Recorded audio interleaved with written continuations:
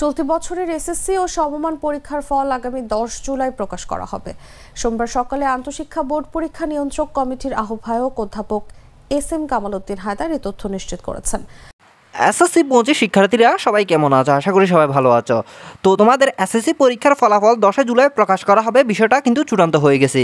তো এতদিন আমরা নানা কথা শুনেছিলাম, তো আজকে তোমাদের পরীক্ষার ফলাফল কবে দেওয়া হবে সেই ডেটটা চূড়ান্ত করে দিয়েছে আন্তঃশিক্ষা বোর্ড। তো এখন বিষয় হলো 10 তারিখ অর্থাৎ 10 জুলাই তোমাদের পরীক্ষার রেজাল্ট কয়টা বাজে, অর্থাৎ সকাল কয়টা বাজে তোমরা মার্কশিট সহ তোমাদের হাতে পাবে। তো আজকের এই ভিডিওতে আমরা সেই বিষয়টা বিস্তারিত জানাবো।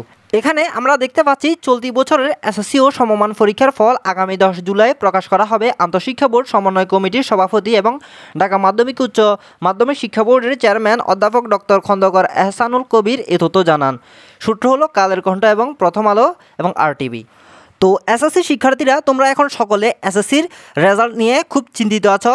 তো তোমরা পরীক্ষার রেজাল্ট পাবে সাধারণত সকাল 9টা থেকে, তবে কিছু কিছু ক্ষেত্রে অর্থাৎ যেহেতু সকল শিক্ষার্থী একসাথে রেজাল্ট দেখার জন্য একই ওয়েবসাইটে প্রবেশ করবে, সেহেতু সার্ভার অবশ্যই সমস্যা করবে। তো সেক্ষেত্রে তোমাদের রেজাল্ট পেতে কমপক্ষে 10টা 11টা পর্যন্ত বেজে যেতে পারে।